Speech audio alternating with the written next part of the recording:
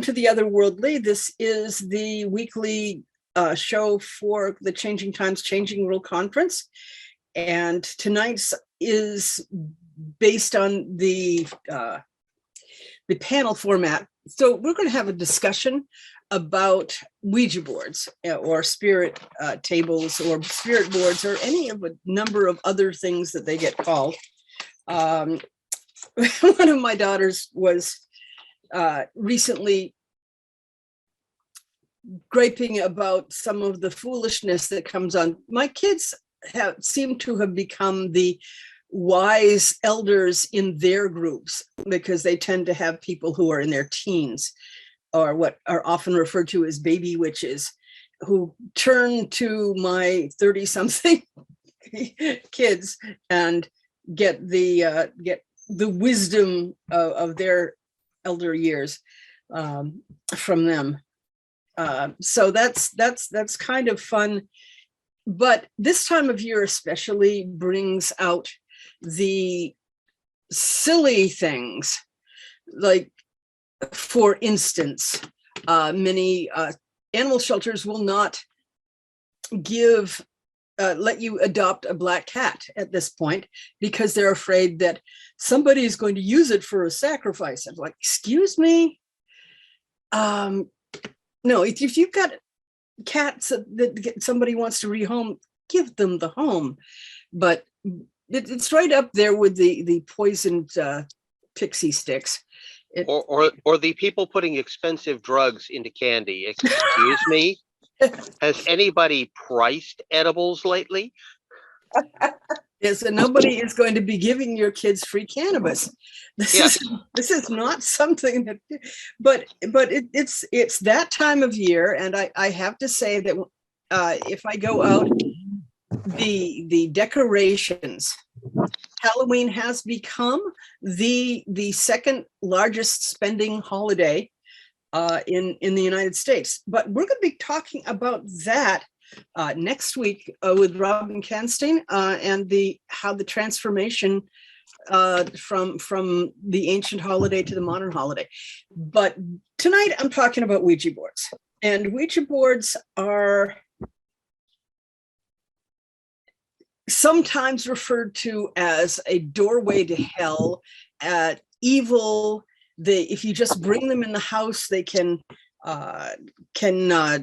bring evil into your house, and they can say, oh, we brought one in the house and nobody'd even use it. It was still in the box, and the horrible things started happening. It's like, oh, give me a break.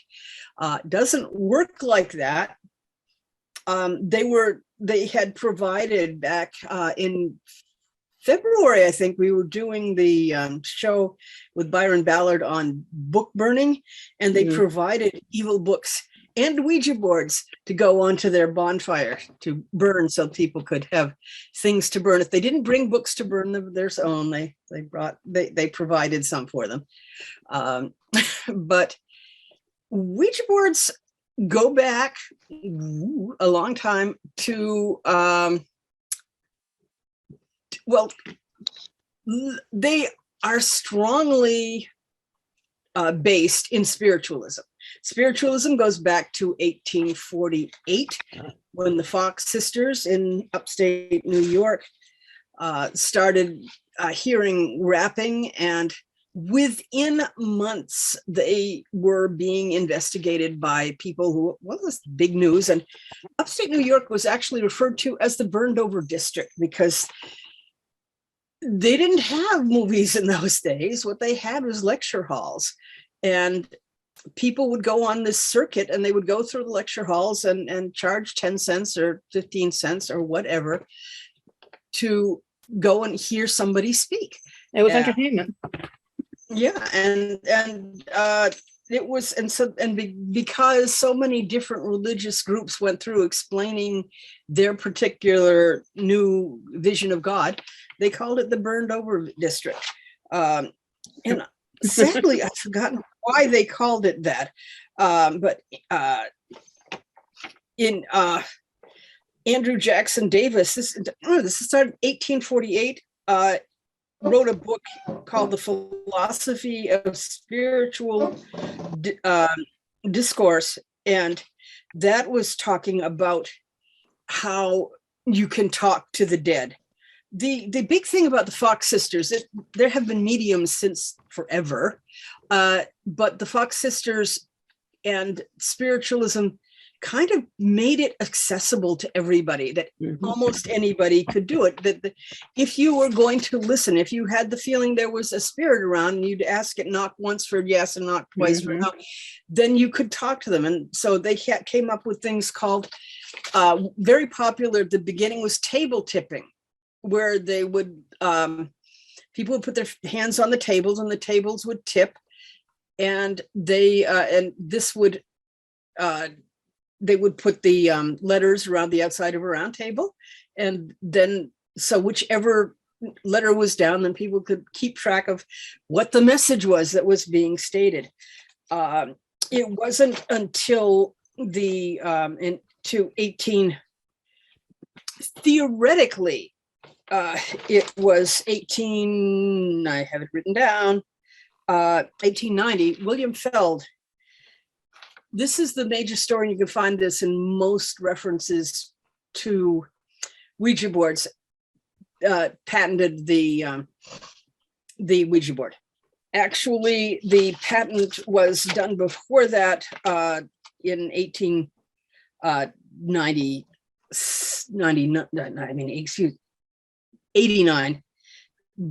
And Elijah Bond patented it, but the William Feld was the laminator. He was the one that put the varnish on the boards. And so he developed a better planchette, and he put in a new patent, as happens with patents. You make a small change and you put in a new patent. And so he got that, and he started selling it. And there was major drama between him and his brother, because the Ouija board took off, but so they fought over that, and it was and got to the point in another 10 years that his brother and he were fighting over who had the rights to the money, and they never spoke to each other again. His kids got it in 1920, and then in 1966, Parker Brothers bought the patent, and they sold it. And within a year, they had sold as many Ouija boards as they had sold Monopoly games. Parker Brothers has been taken over by Hasbro. In 1999, they discontinued the old Feld design and switched over to a smaller glow-in-the-dark Ouija board. But I checked Amazon, and the old-fashioned one is still available, although Hasbro has got that pushed up to $23, although you can get other Ouija boards for 10 or 15, which is standard. But you can make them yourself. There were instructions on how to make your own talking board in 1886, which are almost precisely the description of a Ouija board. Who wrote that one? But before there were Ouija boards, people were doing this on a regular board with like a glass. Ouija board is the commercial version, but there was this form. I'm blanking on the name of it, but there's this form of divination way before the Ouija board. Yeah, if you put a glass on the table and your fingers, there is a term for it that science says that this is all a. No, I'm not talking about the illusion. There was an actual form of divination that did it that way. Yeah, people have been trying to talk about how far this type of divination goes back. Lewis Spence, I think, in 1920, mentioned in Encyclopedia of Occultism, suggested that it goes back as far as Pythagoras, but his references are unclear as to why he thinks so. But yeah, they some of the earliest things they would sell were planchettes, And the planchette, the early planchettes usually had a place to stick a pencil in, so that you put your finger on the planchette and it would and it would do automatic writing for you. And clearly, if your hands are simply on the little platform, then you're not able to write, especially if you've got 2 or 3 people on it. And since many of the descriptions say you sit there for a minute and then suddenly you think that the other person is pulling the planchette and they think you're pulling the planchette. This seems to me very similar to what happens when you use dowsing equipment. If you're using a pendulum, or if you're using, it's like, I'm not doing that on purpose. How is this moving? Why is this Y-shaped rod being yanked out of my hands? And everybody says, well, no, you're just, you're doing it yourself. Or we'll go all the way up to it's subconscious, which is essentially what science says, is these are little inadvertent motions that you use. They say the same thing about tarot cards. If you're shuffling the tarot cards, somehow your brain seems to have the ability to put them in a certain order without your even knowing what order they were in the first place, while you're shuffling them so that they will come out and give you this specific reading. The lengths to which people will go to try and come up with a psychological or a acceptable reason to explain the fact that somehow we can get in touch with the other side. Now, does the Ouija board open up a pathway to the other side? When I can tell you, when I was a kid, that, you know, I was a kid during the 60s, and yes, we had Ouija boards, and a slumber party was not a slumber party without a Ouija board. And, and you would get there and you would say, who am I going to marry? And you would would spell out the name of the ugliest guy in school, and then we would all shriek and if you could get a conversation going, they would tell you horrible things. Yeah, and this happens. And then the big evil happened in 1971 when William Blatt, I've forgotten his name, wrote The Exorcist. Blatty. Yeah. Which is a heck of a story. And then in 73, the movie came out. And suddenly the world was convinced that if you use a Ouija board, evil spirits come through, that the people that you're talking to are going to do it. Now, I have my personal feeling about it. And my personal feeling is anytime you put a financial consideration, anytime some poor joker is trying to make their living by telling the future, this is going to result in more fraud. Now, fraud is the absolute meat and potatoes for the skeptics who use any example of fraud. If it can be faked, it must have been faked. Well, that doesn't follow. That's bad science, if you ask me. But it really is a problem with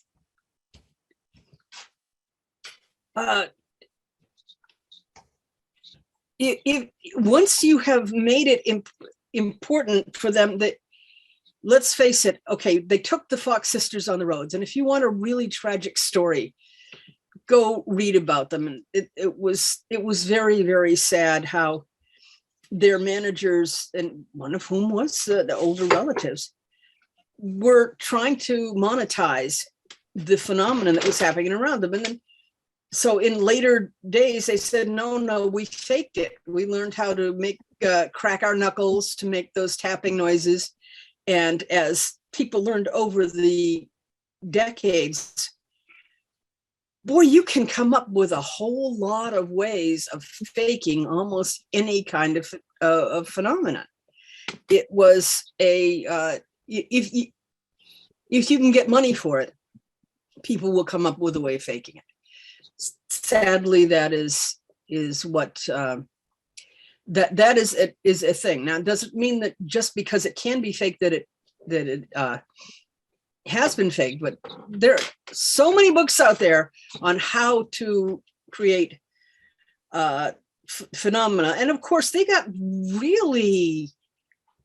made some really weird things, and it goes beyond double exposed photographs, and it goes beyond, I mean, let's face it, I think most orbs in modern photographs are dust in the air that's catching the light. There are some inexplicable photographs out there. There are, but we're going to manifest ectoplasm by pulling gauze out of their mouths and have it glow under a light, or make trumpets float in the air. This was the bread and butter for the people who were frauds, but it was also bread and butter, at least being a medium was bread and butter for many people before the Fox sisters and after the Fox sisters, and for many people. Spirits do want to talk to us. We still encounter that now. And the problem, in my view, is when it's being monetized, then people start faking it because they can get more money out of it. And so the same Fox sisters, Katie, I think it was, said, yes, we faked it. And then in different interviews said, no, we didn't fake it. It really happened. And so probably what happened was they started out with the phenomenon, then they went on the road, and you have to produce it for, you've got a room with 100 people who are all waiting for the show. Mm-hmm. And if the phenomena doesn't happen, you'd better, can you imagine how cranky the room full of people who all paid probably what's a movie ticket these days to see something if nothing happened? And they would definitely have shown their ire. So, yeah, you got to produce. I'd also heard that originally they started doing it because they were young women with boring lives, and they wanted some attention and some interesting things happening in their lives. So if they weren't happening, they made them happen. And I can understand that. You know, how are you going to keep them down on the farm, as it were? And later it got away from them, as it were. Poor girls. It may have started out as many things do, as a poltergeist phenomena, which seems to be telekinetic displays caused by stress in adolescence. I think there is enough evidence indicating that most poltergeist phenomenon is centered around adolescents who are stressed. Which could also be actual poltergeist. When you've got an opening for mischief will tend to show up. And I do think that sometimes you can get mischief. I think you might actually contact a spirit. I think that is not the board. I think it is the intent of the people, which is like to dance in circles. But you get a bunch of people together and they intend for something to happen. That intent can make it happen. And especially if they expect it will happen, it will be more likely to manifest. So if you think you're going to contact somebody, you may very well, and there you've got this nice planchette with 3 felt feet so that it slides nice and easily on this slippery thing with the letters, and it can spell messages out to you. Yeah, you could contact somebody. I think this is like, you young people won't get this, but the old people might remember. when we were young, we used to be able, people would collect phone numbers from payphones, and you could call and get and call a payphone on the street in Haight-Ashbury or San Francisco, and then somebody who was just hanging around there would pick it up and say hi, and it's like, I'm looking for so and so, and you could talk to a total stranger. I think that if you put one of these random calls out to another dimension, you're going to get the equivalent of a kid hanging around on a street corner answering a payphone, who's more likely to try and have fun with you and say things that are going to get a good reaction out of you than they are to give you any deep communication from the other world. If you go to a respectable medium, you may be more likely to contact your ancestors and your beloved dead. That's another thing that has happened. You can follow it in the sales of the Ouija boards, and even before that, there was spiritualism got really big in the 1850s, and then it died down, and then the Civil War came, and suddenly spiritualism got really big, and the people started coming up with their their table tipping and their spirit boards again, which were, as I said, they were homemade. And then you got to not Parker Brothers, but they came up with the Ouija board. They were selling that, and that took off when World War I and the Spanish flu Question? hit. Yeah. How much of that was due to the influence of Madame Blavatsky? Madame Blavatsky said that America was very open to it. If you read, I've got a couple books I can recommend to you. One of them is Occult America, which was written by Mitch Horowitz, and he talks about seances in the White House and other the bits of America has always been very interested in occult stuff. Another one is that I think that is a good one is it Magic America? Not in Kansas anymore, by Christine Wicker. And she apparently she'd done a book called about Lily Vale, the town that talks to the dead. And that apparently got her tagged as somebody that people would come to and tell her all about their psychic experiences. And she's got a couple books out there, but yeah, we're not in Kansas anymore, and Occult America are two books that I found fascinating. I've read a lot of books about the history of the occult in America. It's never gone away. The interest in speaking to the dead goes up every time there's a war. Gee, what a surprise. You miss somebody you want to, but yeah, Madame Blavatsky and the that she rode the wave of, she was one of the many New Ages. We're going to be at the conference. I think Oberonzell is doing a workshop on the many recurring New Ages in the Americas, but really it comes down to it. It's like America likes the big stories. They are into anything that is a good story. That's what they want. And so you get people, you get one tampered medication one tampered Halloween candy, Mhm. and suddenly everybody is looking for boogeymen under the bed. We get, we get, I do think there may have been some abuse in daycare centers, which should never happen in the 90s. Was it but the satanic panic of the 90s?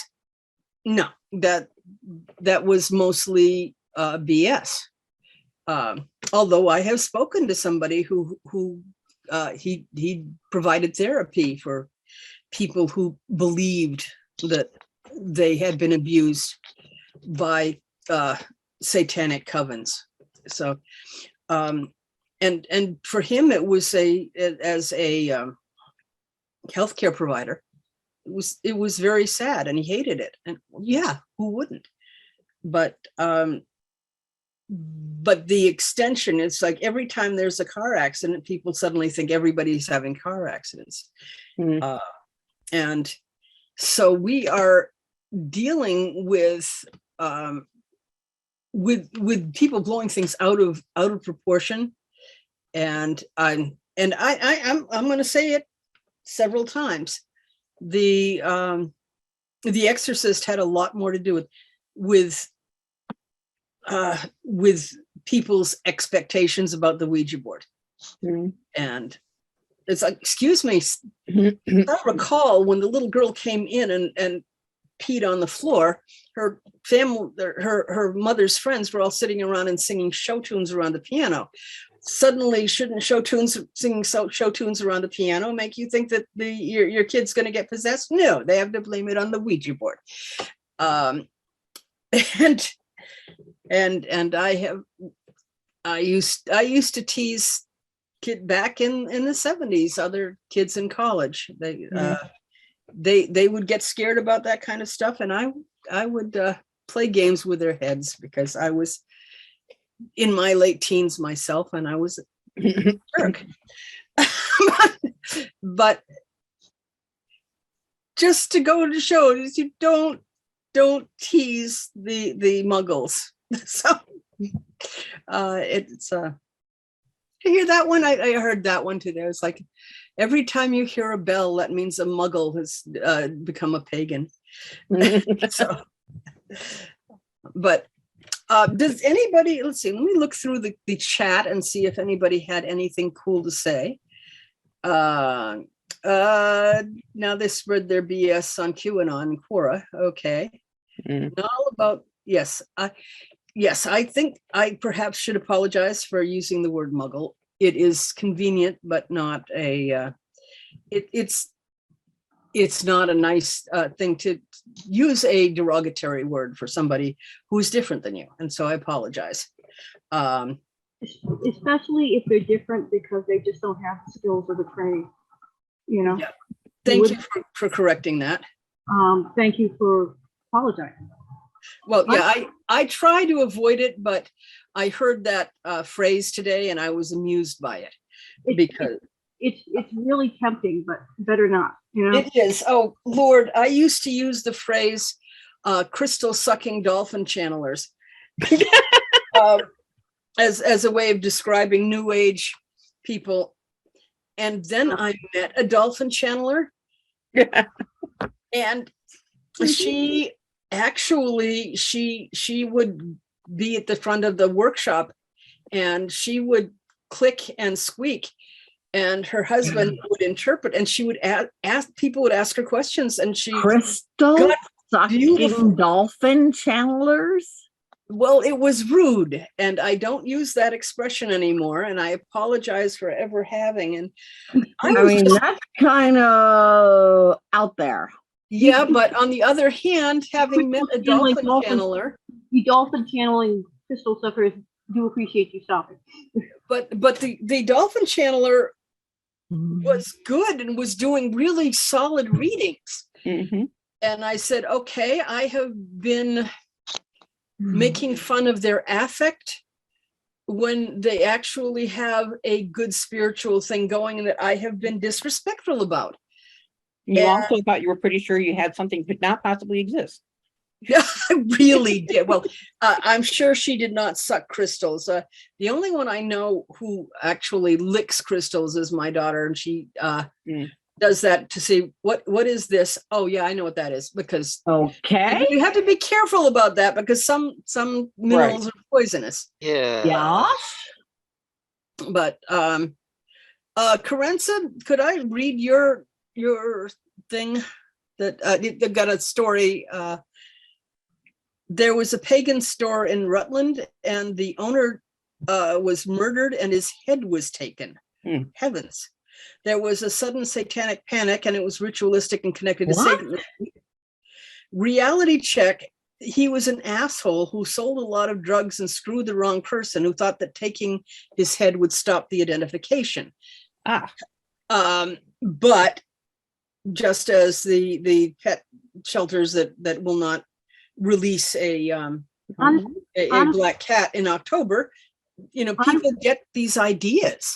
Honestly speaking, there is a lot more damage or killing of black cats in October. I don't fault shelters for being careful of that. That's not what you want to happen. Yeah. Right. I'm one of those people that I am known for being like, yes, I will take all the black cats that need to be adopted. I don't care what month. Yeah. And my local rescue operations know you need to find a home for a black cat. I am totally happy.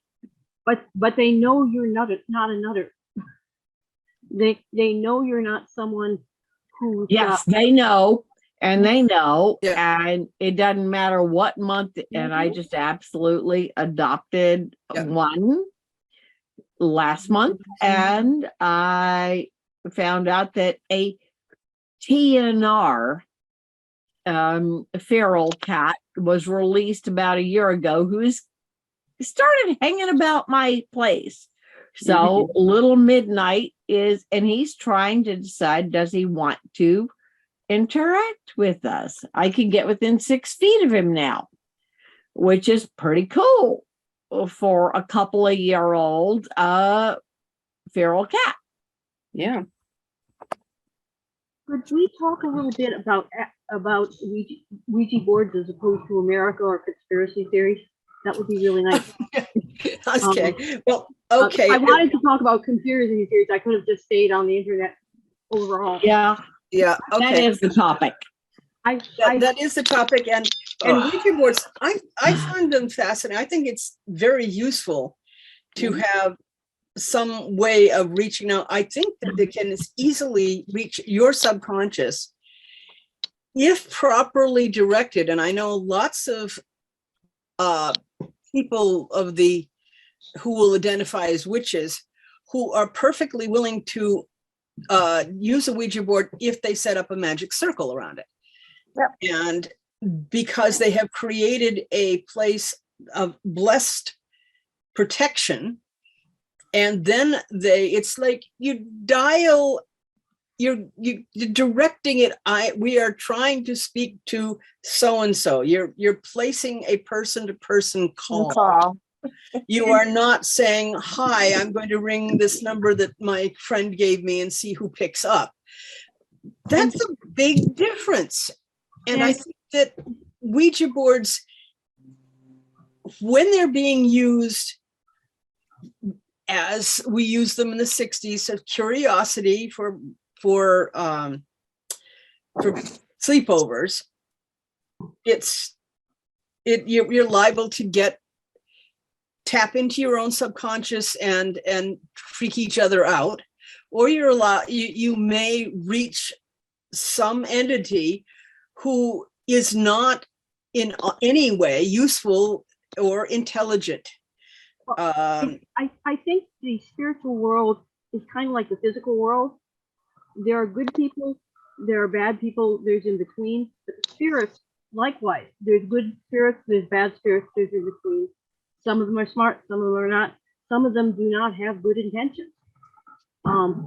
At that point, I think to treat it like it's all a conspiracy theory that it can be dangerous, is kind of as dangerous as using one indiscriminately, if that makes sense. Mhm. I don't think you should use them indiscriminately. But I don't think you should talk about them not being dangerous, rather not having the potential to be dangerous, because they can. It's like a spiritual party line. You never know who you're going to get. Yeah. And it may not Yeah. be your subconscious either, because divination sometimes is because we get in touch with our own skills, and this is just another form of divination. And sometimes it's because we get in touch with other forces and beings. Yeah. So Well put. I pretty much agree, because when you tap in, if you do the Ouija board energy thing, you're putting out inquiry, but you don't know who or what is going to respond, and you must filter it very carefully. and most And you have to filter it, because you go, wait, is this someone I know? Is this someone that I know is my ancestor? Or is this something, or is this just where's it coming from? You have to absolutely filter it, because it could be a fabulous insight, or it could really take you the wrong way if you don't do it right. If you it can doesn't- direct it to an ancestor or a guardian spirit, it can be a really very good way of contacting them. As someone said in the chat, don't play with a Ouija board in a haunted house. Yes. Yeah, if you are if you're creating an open line, whatever is closest is probably what's going to come through. And an open line is very risky. But if you point at I want to reach out to something or someone in my ancestral line, or someone that I may have had a close relationship with, that's very different from just going like, hello, let's see who shows up. Mhm. As a friend of mine said earlier on Facebook in a comment, ask for a resume from them first. Oh, yeah. it's also That's a good way of putting it. Just go, I want to know who I'm talking to, or who is talking to me. and I want aware to of it. narrow my search. If I'm going to use a Ouija board, which I haven't done in decades, I want to make sure that I know exactly how I'm channeling my request. Also be aware that who they say they are may not be who they are. Oh, no. Spirits are capable of lying. Oh, yeah. And also be aware that being in your ancestral line doesn't automatically make them a good source of information either. No, it doesn't, because we all have relative. several generations of various ancestors who are effed up that I don't want to take any advice from them. Oh, yeah. Being dead doesn't automatically make you wise or nice. No, it just you may be caught. They may be caught in their last incarnation and still dealing with the crap that I don't want this stuff from you. Or they may not care. Mhm. They may not, which is really sad. Exactly. We all have relatives who have been nasty. And I mean, it's very sad, but yes, there are ancestors who, have negative stuff that's going on, and they don't care because they haven't moved beyond. So you have to filter it everywhere. it's Always have to filter. Exactly. It's worth also giving giving consideration to intention. Specifically the Ouija board, as opposed to some other methods of doing this kind of planchette dowsing, have been used by many, many, many people who got no warning whatsoever about filtering or protecting themselves, or so you've got all that historical weight of intention that I'm going to connect with someone, which means that, yeah, you're going to connect with someone, but that power may push you in directions you don't necessarily want to go. I'm not against Ouija boards, but I view them with concern and a stock eyebrow.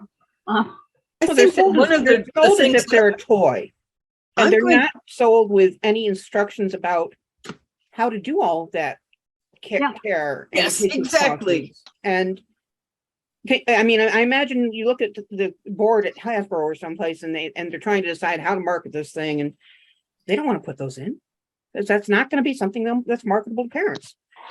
Exactly. Yeah. Calling it a toy. Yeah. I used Ouija boards way back when, but now that's not something I would do. I have much better, more reliable ways of tapping into stuff that I would prefer to use right now, that I can go, yeah, there's less places that I can fall through the cracks. Exactly. And it's an interesting thing because I haven't used a Ouija board in like 20 years. But yeah, it could be an interesting place to explore. Yeah, I think that explore, but no, I ain't gonna rely on it.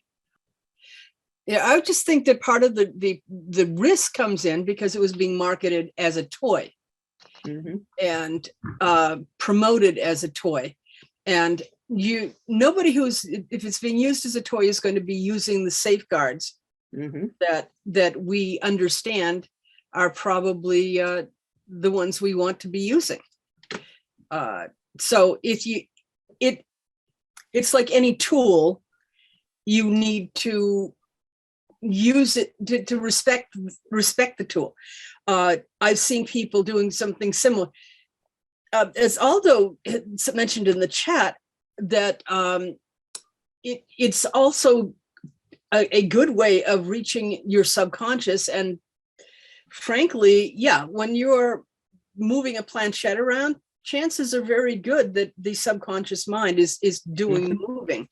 If there is another entity, that entity may be contacting your mind and helping direct what your body is going to be doing unintentionally. However, it could straight be out of your subconscious. I am pretty darn sure that when we were getting those horrible things that we had when we were kids, we were tapping into our own subconsciouses about who we really didn't want to be told we were going to be getting married to later. And after all, how many sixth graders know the person they're going to get married to later? Yeah, you can use the technique. It's associated. Did I mention that early on they had planchettes that they would put a pencil in and use that for doing automatic writing. Automatic writing. Automatic writing is a wonderful way to contact your subconscious. Or if you have the talent of mediumship, you can channel something from somebody else. I think the Seth material came to Jane Roberts originally as automatic writing, and then she started channeling it verbally. There is a great deal of there's so much variety in psychic phenomena that it makes it very difficult to separate one bit out from another bit. Could we just put our heads together, and what do you think are the best rules for if you think that the Ouija board can be used in whatever way, and feel free to specify what do you do to direct it and protect the system if you use it, if you would use it. Anybody got something to say about that? Before we go there, I just had a thought and I don't want to lose track of it. Okay. I was just thinking that I think maybe the difference between the Ouija board and most other methods of spirit communication and divination in general is that the in fact the energetic weight that thousands and millions of little girls have been using it without any precautions whatsoever, and that affects how it affects you when you're doing it. History, you're talking your ancestral lines. Okay, I just wanted to put that out as a concept for people to think about, because it popped in my head and it surprised me. It occurs to me that you may also be getting. I agree that I see that when how it's commonly used influences what it really can do. I mean, anything you do, if it's used only in a certain spiritual place, is good. But if it's used like, oh yeah, slumber parties and stuff, it influences where that mechanism or that piece, that thing goes. A form is created, shape is created for how this functions. Yeah. Which and if you got lots of little 13-year-old girls doing whatever, going like, woohoo, it's going to influence how serious people use it. And also, I'm going to tack on to that one. If you are in a community where much of the people that you interact with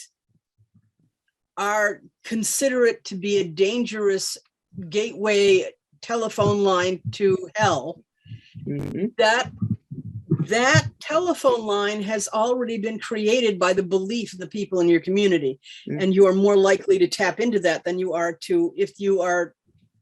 Yeah. And how much of it is geographic versus your spiritual community, your friends, but how much of it is tied down to where you are geographically located? I have found that, yes, there are things that I can do because I can do them.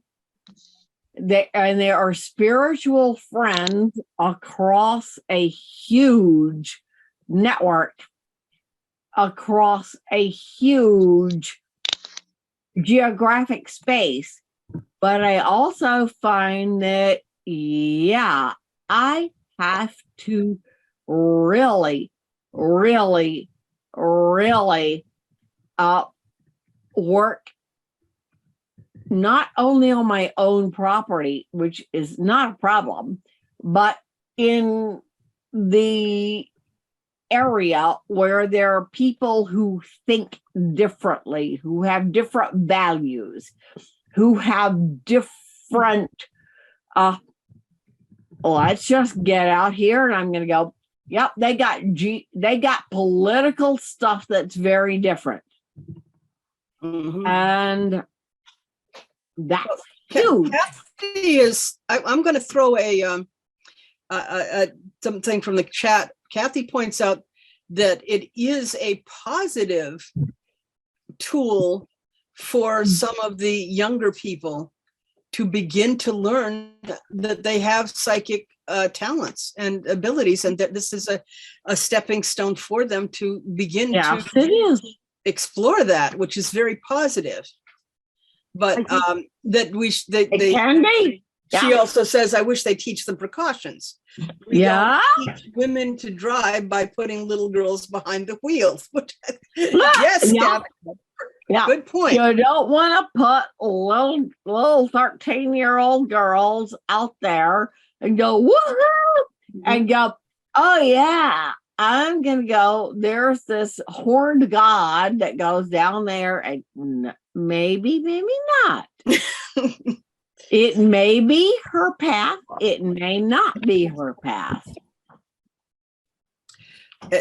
True. Okay, so what are we? So I really would like to go back to. Let's talk. What precautions? I mean, it's already a circle of salt has been suggested. Some people do put up circles as a, I think almost any variety of modern witch is taught how to set up a sacred protective circle. You could, anybody who wants to disagree with me on that, jump in. I don't know. I don't necessarily disagree with it, but you're also talking cautions for little girls who haven't actually learned basic Wiccan practices or metaphysical practices.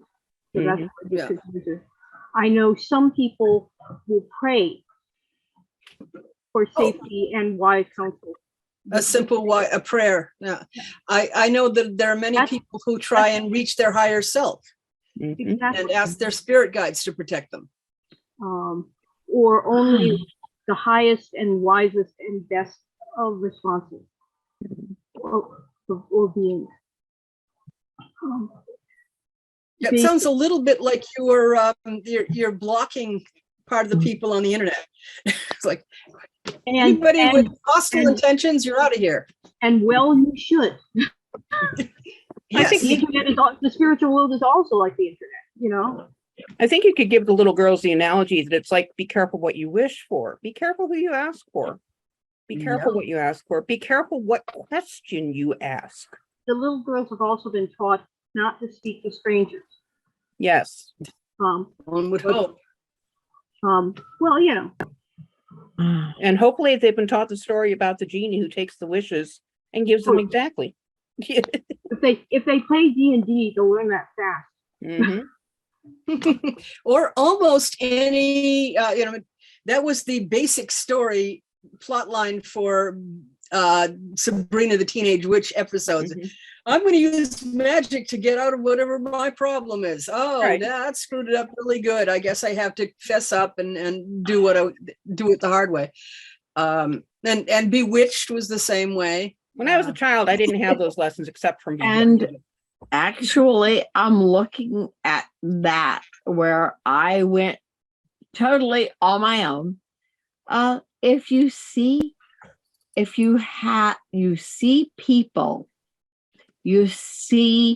people on the path, reach out and give them the guidance and go, you might want to look at X.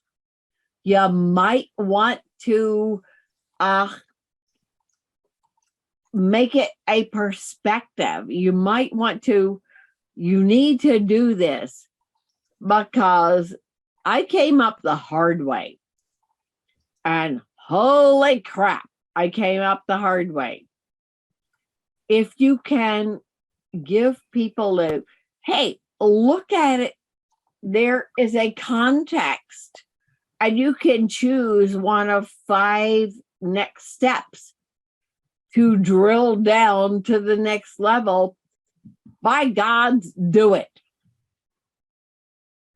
You could also, oh darn it, I had a point and now I've lost it.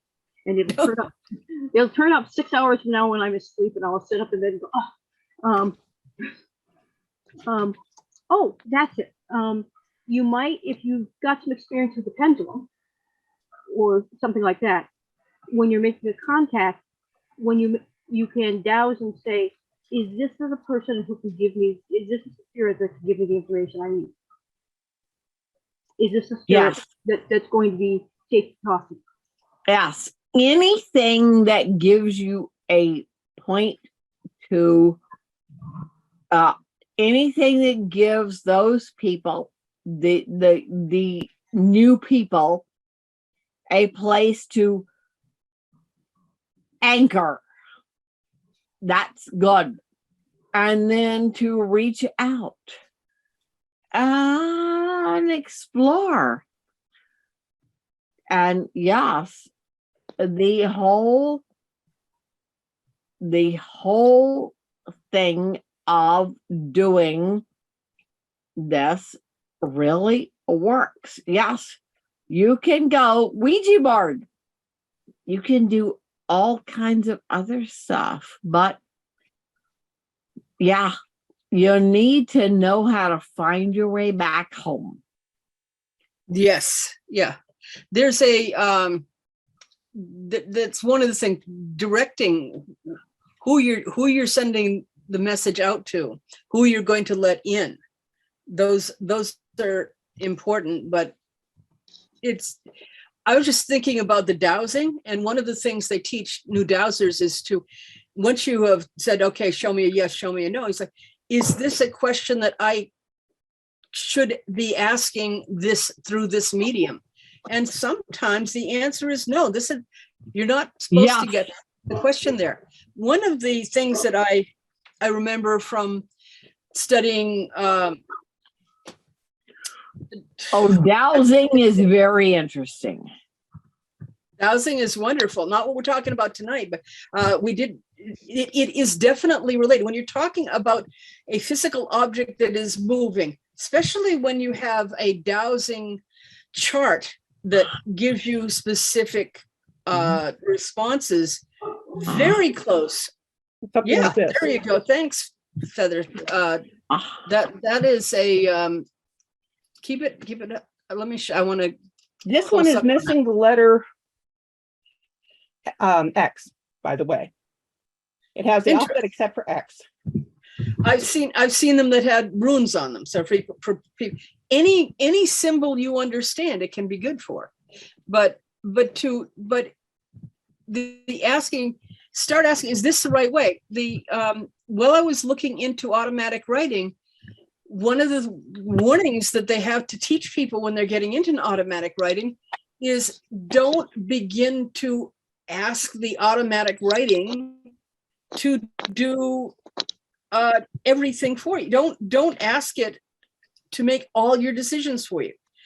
And this is one of the handicaps of almost any type of divination, is if you are, once you discover that you can get information from the great out there, it's so much easier to just dump the responsibility and say, fine, I don't have to take responsibility for it. Let the automatic writing tell me. Let the automatic writing is very interesting. It can give you lots of insights, but it can also send you down really weird paths that you don't need.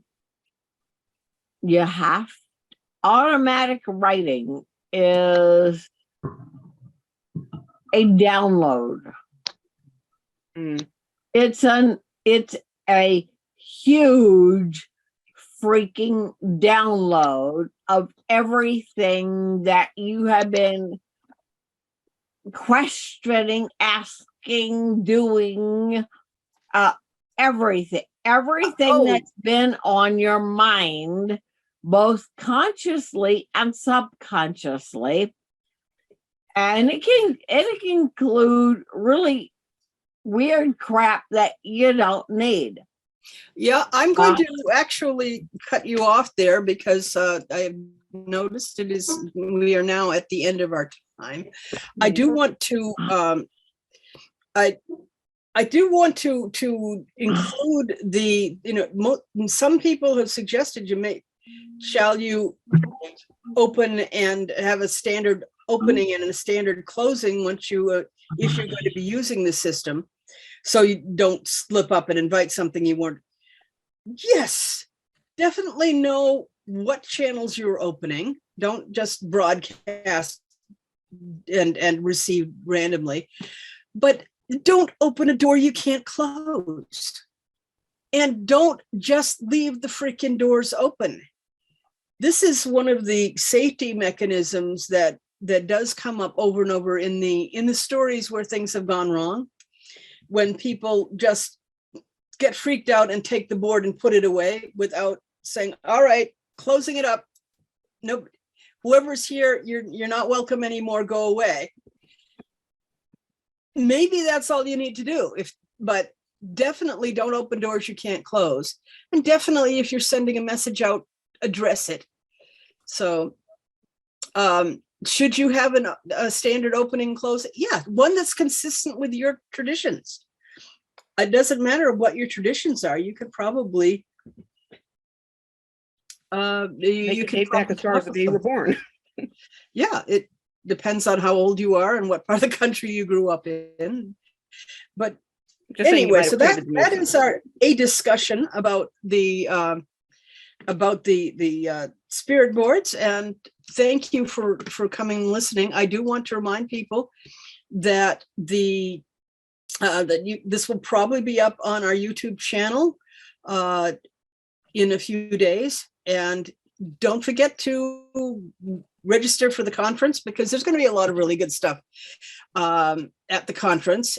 And next week, we're going to be having a discussion about the development of Halloween from an ancient holiday to what it is today, and what that means to the rest of us. I mean, how that is. We're going to have Robin and Joe Links, I think it is, and we're going to be talking about what Halloween is. So that's kind of cool. But do register for the conference. You can go for a month. You can, when I say you can go for a month or a year, I'm saying that you can, your registration will get you into all of the live stuff at the conference. And you can go back and listen to anything that you happen to have missed or just want to watch again for a month or for an entire year. So, and so that's I think a very cool thing. Mhm.